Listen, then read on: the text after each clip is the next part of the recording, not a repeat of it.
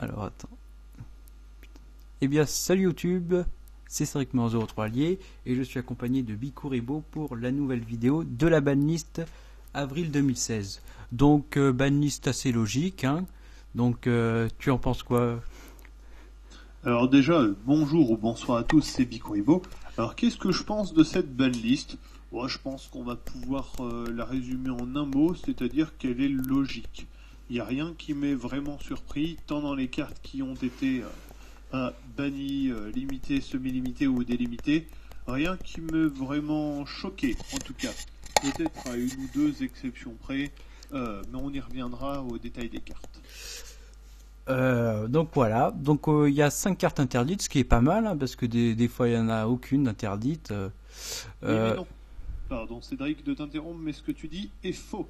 En réalité, il n'y a que 2 cartes interdites, étant donné Oui, que avec 3 cartes avaient déjà été pré-interdites provisoirement par la banne d'urgence de février. oui, bah, c'était déjà une excellente initiative qu'a fait Konami parce que le méta était vraiment cheaté de chez cheaté. C'est la deuxième fois qu'ils prennent. Alors, attention aux puristes qui s'y connaissent peut-être mieux que moi, mais à ma connaissance, c'est la deuxième fois qu'il y a eu une banne d'urgence dans l'histoire de Yu-Gi-Oh! Juste après celle de Télédad. Alors, les cartes interdites. Alors, il y en a 5. Donc, il y a le Alors, je performage. te dis, il y en a 2. Oui, mais en tout. Ah bah, je te charrie. Performage damage jungler. Le performage poli. Plush fire red. Non, moi j'ai du mal avec l'anglais. Plush Fire. fire, voilà. Chicken game. À la rigueur, dis-le sans aucun accent, tu dis Plush Fire, au moins on comprendra peut-être ce que tu dis, t'inquiète pas. Chicken game. Weaver in A. Et Ptolémaeus. Alors, oui, alors il y en a 3. Donc déjà Ptolémaeus, donc ça c'est une excellente chose qu'ils l'ont interdit. Donc comme en OCG, parce qu'on faisait Cyberdragon Infinity tour 0. Pour les deux autres performages, donc il y en avait un qui faisait tuto et l'autre qui faisait épouvantail, attaque de l'épouvantail. C'était vachement fort. Et puis après, on faisait des pendules aussi avec. Donc c'est super fort. Voilà. Pour Chicken Game, donc ça me semble assez logique parce que c'était le deck Monarch FTK ou les decks FTK en général, hein, qui faisaient pas mal de scores. Et vu qu'ils étaient assez stables, ça me semble assez logique de l'interdire. Les yeux d'hésitation, donc là c'est pas un arrêt de mort pour pendule, mais voilà, ça va pas leur faire du bien. Déjà qu'au Japon ils l'ont interdit il y a pas très longtemps. Voilà, donc ça fait un point commun avec le TCG et l'OCG, ce qui est assez intéressant. Qu'est-ce que tu en penses? Bah écoute, je t'avoue que là je suis pas super motivé pour en parler. Qu'est-ce que tu veux que j'en pense? Honnêtement, c'est logique. Les performances étaient splashés partout, donc du coup il était logique que Konami, dans une volonté de spécifier un petit peu chaque deck, les bannisse pour éviter de trop grands abus. Ptolémaeus, tu l'as dit, il permettait de splasher Infinity absolument partout. D'ailleurs, on constate quand même qu'Infinity est passé de 80 à 30 $ de cote. Ça reste très fort, mais c'est beaucoup moins plaçable qu'avant, quoi qu'il y a encore le deck Raid Raptor qui peut le sortir assez simplement. Wavering Guys rendait les pendules trop cheatés en leur donnant un tuto général gratuit. Et Chicken Game était utilisé dans n'importe quel FTK ou deck qui cherchait à temporiser un petit peu, sans se soucier vraiment de son nombre de points de vie. Donc pour moi, il n'y a rien de choquant, même si bon, au vu de mon désamour du méta, j'aurais peut-être banni un petit peu plus, notamment du côté des Cosmos, mais on y reviendra tout à l'heure. Ignite, c'était joué Chicken Game. Oui. C'était ouais. Enfin, Ignite. Wavering Guys aussi, hein, si tu pars comme ça. Ptolémaeus aussi, dans certaines versions d'ailleurs. Oui, ben ça, avec le Cyberdragon Infinity, c'était joué partout, ça, Ptolémaeus. Ah bah ça, de toute façon, oh là là, nous sommes Konami. Nous allons sortir une carte sortable dans n'importe quel deck et qui peut annuler n'importe quelle carte n'importe quand et absorber n'importe quel monstre pour en faire des Material Exis pour annuler encore plus de cartes. Cette carte est totalement balanced et fair play. C'est parfait. Ouais, on a résumé pour les interdites. On passe maintenant aux limités. Alors pour les limités, il y en a 10. Donc il y a le... Oui, tu vas compter celles qui étaient prélimitées à l'avance. Donc il y en a moins. c'est bon, j'ai fait la blague une fois, c'est bon, c'est pas de faire chier, il y en a 10. Alors, Luster Pendulum de Draco Slayer, le Monkey Board, le Joker, le Wisdom, le Draco Face, le Raisonnement, le Gobelin Parvenu, Noden, le Renoncé au Milieu et Inister. Ouais, ça va être intéressant de commenter les cartes limitées parce qu'il y a beaucoup de choses. Donc déjà, les pendules ont pris cher. Qu'est-ce que tu en penses? Ben, honnêtement, c'est pas plus mal. Qu'est-ce qui a été banni? Alors, Luster Pendulum de Draco Slayer. Oh, un tuto. Performapal Monkey Board. Limité. Un tuto. Performapal Skull Crobat Joker. Oh, un tuto. Wisdom Eye Magician, honnêtement, je m'intéresse tellement peu au méta à l'heure actuelle que je sais même pas ce qu'il fait. Attends une seconde. Tu pètes une carte sur le terrain, une magie, un truc comme ça en pendule. Alors, attends. Je regarde parce que j'aime pas parler de choses que je ne connais pas. Nanana. Ah oui, oh, un tuto. Quelle surprise. Oh là là, je détruis une carte et je place une carte de mon deck en zone pendule. Oh là là, c'est très intéressant. Bref, beaucoup trop de tutos et beaucoup trop de modularité dans les decks pendules font que, évidemment, ça a bouffé à la balle. Les pendules sont déjà éminemment plus forts que n'importe quel système de jeu à l'heure actuelle, donc c'est normal quand même qu'à un moment ils ramassent un petit peu. Et j'en suis très content parce que j'aime beaucoup la variété dans Yu-Gi-Oh!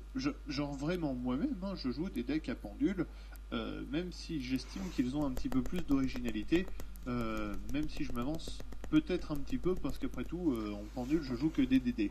Mais voilà, je trouve vraiment les pendules beaucoup trop forts à l'heure actuelle. Oui. Et Konami, ils ont vraiment craqué en les faisant.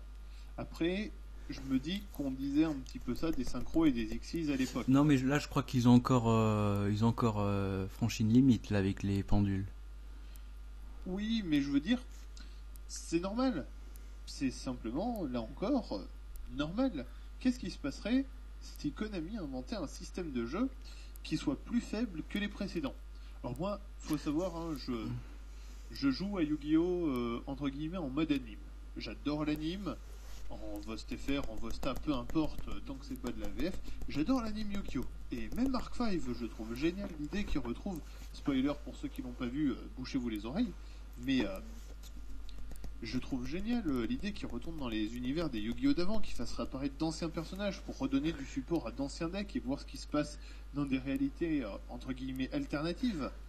Mais finalement, ce n'est que pour montrer que les pendules sont plus forts. Et ça m'énerve. Oui. Alors, je vais tout de suite passer à deux cartes limitées assez intéressantes. C'est Raisonnement et Gobelin Parvenu. Alors, Gobelin Parvenu limité, donc c'est vrai que c'était joué partout, cette carte-là. Un gobelin égale une instant fusion. C'est ça qui était fort. Le raisonnement, c'était pas mal joué dans le Infernoïde. Dans le Cosmo également. Dans le... ouais, c'était vraiment très très joué ces cartes-là. Hein. Donc, qu'est-ce que tu penses de la limitation d'Upstart? Qu'est-ce que tu veux que j'en pense? On la verra moins maintenant. Parce que, bon, en effet, hein, c'était un moteur de pioche universel, pour un coût de quasi 0. Après tout, dans le format, qu'est-ce que c'est que donner 1000 points de vie à l'adversaire? C'est absolument rien. Donc, pour une carte qui permettait d'accélérer autant des decks qui n'ont pas beaucoup de support, à la fois je dirais que c'est pute de la part de Konami, à la fois c'est normal, c'est dans l'ordre des choses. Vraiment, je me sens pas inspiré, hein, je sais pas quoi dire d'autre. Je sais bien que ce que je dis n'a ni queue ni tête, mais le mot qui résume ça, vraiment, c'est normal. Je veux dire, ça pourrait difficilement en être autrement avec le temps. Raisonnement avec le Infernoïde, c'était assez sympa à jouer. Raisonnement, c'est pareil, c'était splashé dans pas mal de decks. Je vais même te dire, il y a d'autres cartes qui m'ont surpris au niveau de la banne, ou du moins on va en parler. Dont le fait que leur absence... Ah, cette phrase n'a aucun sens. Des cartes dont l'absence m'ont surpris. Ça doit se tourner à peu près comme ça en France. Par exemple, tout ce qui est support Speedroid, qui est splashé dans un bon 50% des decks à l'heure actuelle. Il y a qu'à voir, hein, Speedroid Terror Top, la toupie là, qui s'invoque spécialement, est splashée quasi absolument partout. Elle coûte 10€ à l'heure actuelle, alors qu'à la base c'était une pauvre super à 20 centimes. Moi, ça m'a surpris, mais peut-être pour la prochaine, parce qu'à l'heure actuelle, ce dont j'ai surtout l'impression, c'est que cette ban essaie de nous rapprocher du format japonais. Ce qui me rassure pas. Ce qui me rassure pas du tout avec l'arrivée de Blue Eyes dans la prochaine extension. J'attends de voir, mais j'ai déjà préparé mon deck Buster Blader pour l'invasion des Blue Eyes, parce que là, ça va être immense ce qu'on va subir. 3 cartes d'extra deck, alors Noden qui est limité, donc ouais, no comment. Inister, no comment aussi. Et renoncer au milieu. Alors là, est-ce qu'il a subi un errata officiel en TCG? Je ne crois pas. En OCG, je crois que oui. Surtout, qui s'en fout, quoi. Je veux dire... alors, c'est vrai... Si, ça, je connais de mes amis qui recherchent beaucoup renoncer au milieu, qui vont le jouer. Ben, tu diras à tes amis que j'en ai un en ultra et que je cherche à m'en débarrasser. Mais là n'est pas la question. Quoi qu'il arrive, c'est vrai que ma première réaction, quand j'ai vu cette carte, c'était un vrai what the fuck. Je veux dire, en plus, on peut l'invoquer avec fusion instantanée, on peut en faire plein de choses, mais finalement, qui s'en fout? Avec fusion instantanée, elle va rester un tour, et donc ça équivaut juste à se débarrasser d'un monstre. Et sans fusion instantanée, franchement, la seule utilisation que je lui vois à l'heure actuelle, c'est la jouer dans un Peluchimal qui se joue pas mal avec Roi des Marais pour faire la fusion avec de vrais renoncés dans le deck. Je veux dire, c'est pas foufou quand même. Franchement, l'OCG l'avait déjà débanni il y a 3 mois. Les gars n'en font rien et je vois pas pourquoi ce serait différent en TCG. Ouais, mais ils ont qu'à limiter aussi le Cyberstain, donc il y aurait des loups pas possibles aussi avec ça. Franchement, j'attends de voir. Pour le moment, je suis vraiment pas convaincu que ça change quoi que ce soit au format ou même en splash dans un extra deck. Pour le moment, j'y crois pas. Après, je peux me planter du tout, hein. Ça se trouve, ça va être super fort. Et non, tout de suite, ça m'a au début surpris, mais en fait, juste très rapidement, parce qu'après, je me suis rendu compte que ça allait rien changer. Alors, les cartes semi-limitées, ouais, je pense qu'on a tout dit pour les limitées. Hein. Donc il y en a. Tu as oublié une carte. Laquelle? C'est peut-être la carte qui me réjouissait le plus, hein, parce que j'étais mort de peur quand j'ai vu cette carte. Celle qu'on n'a pas citée, c'était Draco Face-Off. Ouais, le Draco... Inister? Non, Draco Face-Off, la magie. Ah oui, la carte magie pour les Draco Slayer. Ouais, oui, mais ça fait partie... permet de renvoyer quand même tout un terrain dans le deck, et c'est quand même un petit peu effrayant déjà d'avoir sorti une carte aussi puissante. Je veux dire, déjà les gens trouvent Tiramisu monstrueuse alors qu'elle renvoie simplement 2 cartes dans le deck. Alors ça, qu'est-ce que c'est alors que la condition est plus facile à remplir que même faire une Tiramisu? Moi vraiment, ça m'a fait peur quand j'ai vu cette carte. Et encore limitée, je trouve ça trop gentil, quoi. Pour moi, ça aurait dû être le ban direct. Mais bon, on verra ce que ça donnera. Vu que d'autres Draco Slayer se sont fait toucher, le deck sera peut-être moins joué. Du moins, j'espère. Ouais. Sinon, ça m'inquiète vraiment pour l'avenir de Yu-Gi. Cette carte-là, elle fait partie un peu des limités pour les communes. Enfin, elle fait partie du noyau touché de pendule. Oui et non, oui, parce que ça touche au Draco Slayer, mais non, parce que la stratégie de la carte ne repose pas sur les pendules. Faut avoir un pendule. Alors, ouais, on a tout dit pour les... Voilà, je pense que c'est tout ce qu'on pouvait dire sur les limités. Noden et Inister, ouais, on n'a rien à dire. Et puis après, c'est que les cartes tuto pendule. Alors, 3... Noden, c'est normal, parce que ça permettait vraiment l'accès à n'importe quelle fusion /X64. Moi, j'aimais bien, c'était la jouer dans le Mermaille, par exemple. Moi, ce que j'aimais bien, c'était la jouer dans Utopie, où j'estimais qu'elle avait une vraie place. Mais c'était presque trop fort. C'était presque trop fort parce que ça valait une instant de fusion égale un Utopie égale un... Je sais pas ce que vous voulez. Un Exciton, mais c'était interdit. Mais voilà, c'était vraiment trop fort. À 1, elle est bien. À 1, elle est bien, mais à mon avis, ça l'empêchera pas d'être splashée partout. Alors, les semi-limités maintenant. Alors, il y en a 3. Dragon des ruines, normal. Ouais, qui s'en fout à l'heure actuelle, franchement. Téléportation d'urgence, normal pour le Cosmo. Voilà, pour le Cosmo et pour plein d'autres choses, hein, ça aussi, ça fait partie des cartes qui étaient splashées un petit peu de partout aussi. Quantum. Donc, moi je trouve ça dommage, c'est que téléporteur d'urgence, ça pénalise aussi des decks plus fun comme bête spirituelle, comme Quantum. bon, Quantum, c'est pas fun. Enfin, c'est fun sur le principe, mais une fois qu'il a sorti son gros Xyz, c'est beaucoup moins fun. Télédad c'est pas fun aussi. dans le sens où je dis pas que ce soit pas fun dans le sens où c'est relou à affronter, hein. Je dis que c'est pas fun dans le sens où à partir de ce moment-là, ces mouvements deviennent répétitifs et globalement chiants. Mais ça pénalise aussi Gusto, ça pénalise enfin plein de decks qui utilisaient téléporteur d'urgence. C'est limité encore, donc ça va. Semi-limité. Oui, ça va, mais du coup, si tu pars de ce point de vue-là, pour les decks de la méta, ça va aussi. Cette carte, c'est la seule carte qui a pris un petit peu dans les dents Cosmo. Alors, je veux bien qu'avec les nouvelles Gold, Cosmo soit beaucoup plus abordable, et que du coup, Konami fait ça pour que ce soit un deck quand même attirant d'un point de vue de la méta, pour le rendre accessible un petit peu à tout le monde. Mais il y a le revers de la médaille derrière, quoi. C'est ça qui m'inquiète un petit peu. Autre approche du TCG, du OCG, c'est Allure of Darkness x2. Alors en OCG, il est passé x3.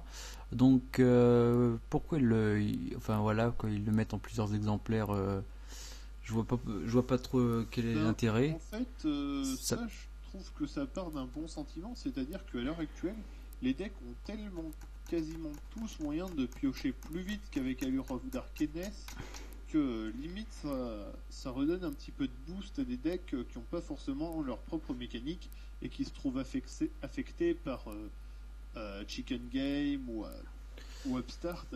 Donc du coup, je pense que ça peut donner un petit coup de pouce pour contrebalancer tout ça. Il y en a qui vont jouer dans le BA. Ça, normal. Moi, je sais que par exemple, tu vois, je jouais trois Upstart dans mon aile noire. Ben, maintenant, je vais pouvoir remplacer un des Upstart par un deuxième Allure of Darkness et l'autre. Deux des Upstart par un Allure. Je verrai bien. Je verrai bien pour la troisième. J'ai mes petites idées à ce sujet. Peut-être même que je ferai une vidéo pour présenter ma compo à l'occasion. Vu qu'il y a tous les nouveaux, ça peut être assez rigolo. Ouais, en OCG a été délimité cette carte. Donc voilà. Cette carte-là, j'ai vu il y en avait aussi qui vont la jouer dans le Cosmo, dans le Monarque. Parce qu'il y a pas mal, il y a 50% de Dark et 50% de Lumière dans ces deux decks. Voilà. Ce qui fait qu'ils peuvent encore piocher malgré qu'ils ont beaucoup de tutos. Je pense qu'on a tout dit pour les cartes semi-limitées. Tu veux qu'on passe aux cartes c'est toi le maître de conférence, hein, délimitées. je suis qu'intervenant, tu fais bien ce que tu veux. Alors, aux délimités, il y en a 4. Donc, Sorcier, Dark Magicien of Chaos, Trachédia, Ardu Rituel Avancé et Virus Broyeur de cartes. Donc, je vois pas. Ouais, c'est normal de les délimiter, ces cartes-là, on les voit plus trop. C'est là où il y a le plus de choses propres à me choquer, en fait. Vas-y. C'est-à-dire que Dark Magician of Chaos, ça m'inquiète un peu dans le sens où il n'a pas encore les ratas en TCG.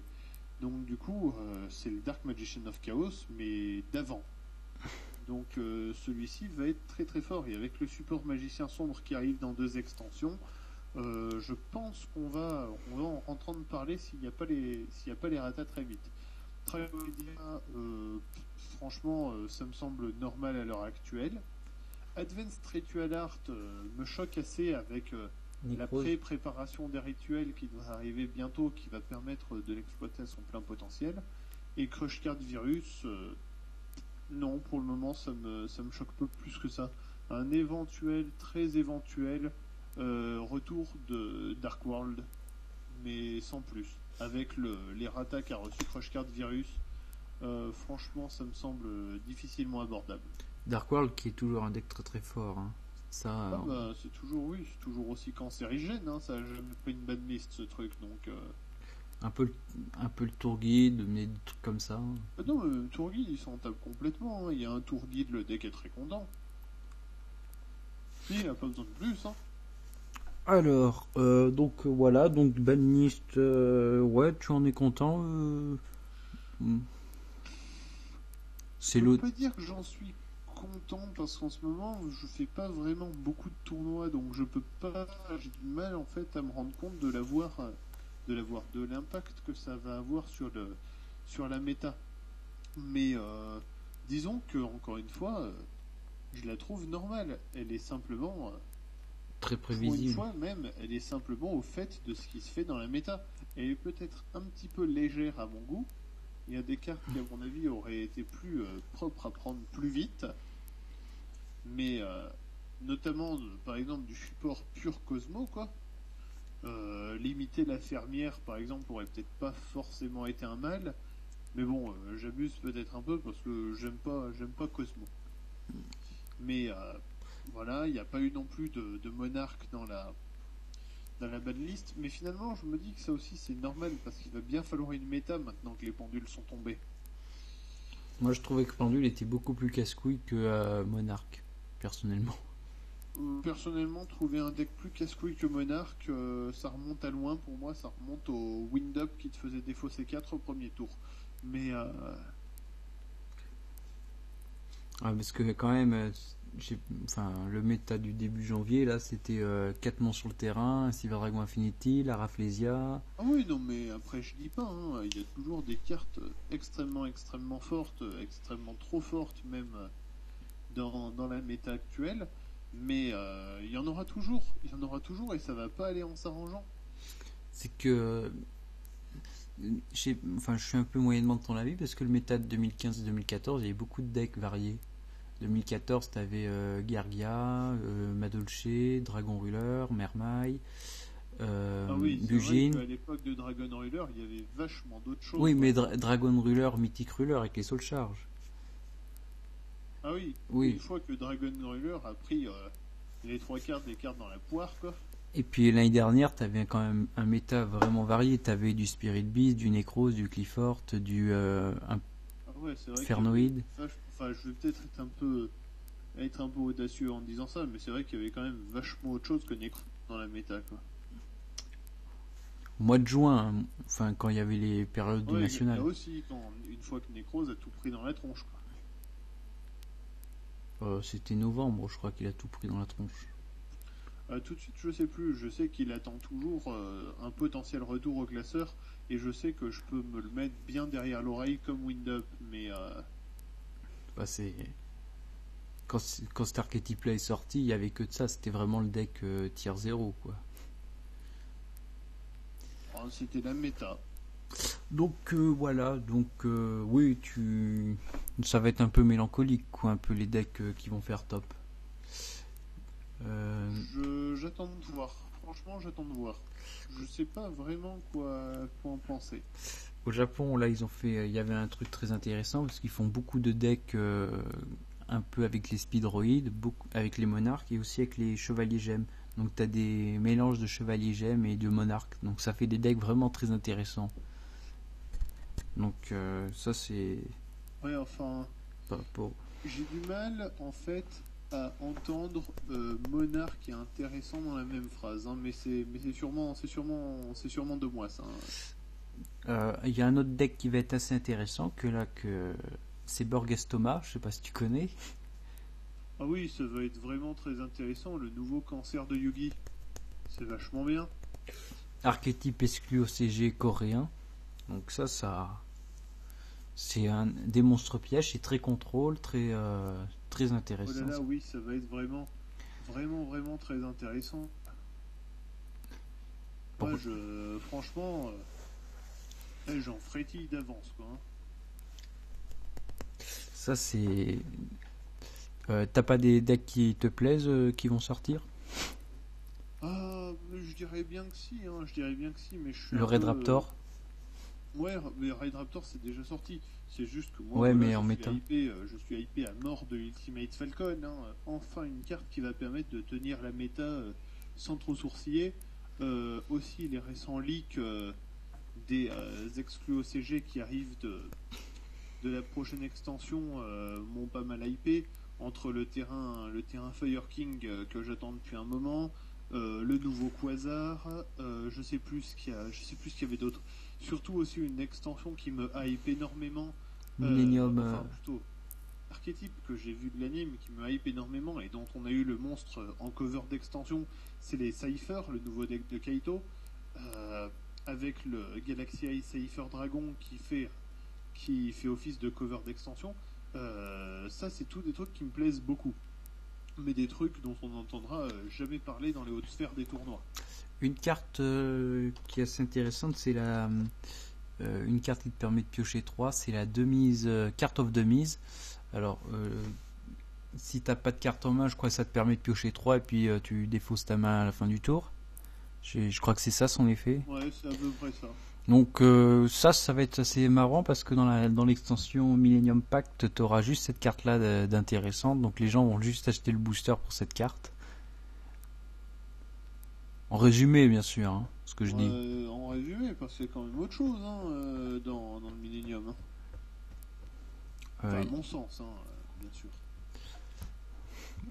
Donc voilà. Qu'est-ce qu'il y a comme autre carte qui t'intéresse? Qu'est-ce qu'il y a comme autre carte? Le support Magicien Sombre est propre à m'intéresser en soi. Je trouve ça assez sympa. Magicien Sombre qui va être un... à mort pour la promo du film, quoi. Magicien Sombre qui va être un archétype très intéressant. Ah ben, il y a moyen au moins qu'il sera varié dans sa stratégie. Donc ça va être comme les Blue Eyes également.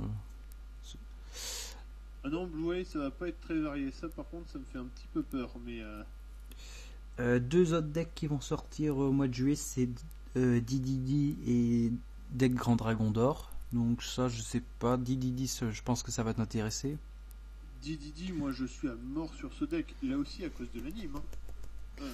Totalement à cause de l'anime, mais j'adore vraiment ce deck. C'est super varié, ça fait des moves super stables tout le temps, quoi. C'est vraiment un super deck et je suis extrêmement hypé par le SD. Donc voilà, je pensais avoir tout dit sur la vidéo. T'as fait le grand quand même pour clore dessus. Moi j'aime pas les dragons, hein, faut le savoir. À part Galaxy Eyes, il n'y a aucun dragon qui est trouvé grâce à mes yeux jusque là. Mais t'es plutôt quoi comme genre de monstre? Quoi? T'es plutôt quel genre de monstre? Ah, qu'est-ce que je suis comme genre de monstre? Ben moi, je pense que c'est une notoriété publique, ou du moins ça l'était, que mon deck préféré, c'est Magidolls. Donc je pense que... Kawaii? Ouais, je pense qu'on pourrait plutôt dire les monstres mignons. Après, mes decks sont pas très représentatifs de ça, parce que si tu regardes ce que je joue Photon, je joue DDD, je joue Aile Noire, je joue plein de trucs absolument pas kawaii du tout. Donc je pourrais pas me déterminer un style de monstre. J'aime bien c'est tout ce qui est elfe. D'ailleurs Ariane c'est pas ce que j'aurais dit pour toi. Toi, j'ai remarqué que tu aimes bien tout ce qui est cancérigène. Ouais, contrôle. Tout ce qui est monarque, t'aimes bien. Tout ce qui est Shenburn. tout ce que j'aime pas, tu l'aimes bien, toi. Après, mais vraiment en visuel de monstre, hein. Moi j'aime bien tout ce qui est elfe après. Ok. Donc oui, on a oublié de parler d'Ariane qui est aussi pas intéressante parce que ça te permet d'éviter de payer le coût de tes cartes contre piège. Ça c'est assez marrant. Je sais pas si t'as vu ça dans les pendules.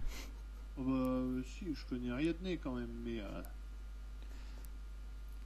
c'est le Artemis des pendules. Bon ben, je pense qu'on a tout dit. Tu as quelque chose à rajouter? Non, juste maintenant j'attends la prochaine ban. Qui sera pour mi-juillet je pense. Hein. Non, plus tard que ça, certainement septembre, voire octobre. Non, je pense que ça sera vers juillet parce que tu as toujours la ban d'avril et après la ban de juillet. Puis après la ban... Ça dépend, maintenant que Konami prend des libertés en termes de sortie de banlist, je serais pas si confiant sur la date de la prochaine ban, quoi. Donc voilà, donc si cette vidéo vous a plu, mettez un pouce vert et on vous dit à très bientôt pour d'autres vidéos, pour une autre vidéo de banlist. Allez, à plus tout le monde. À bientôt.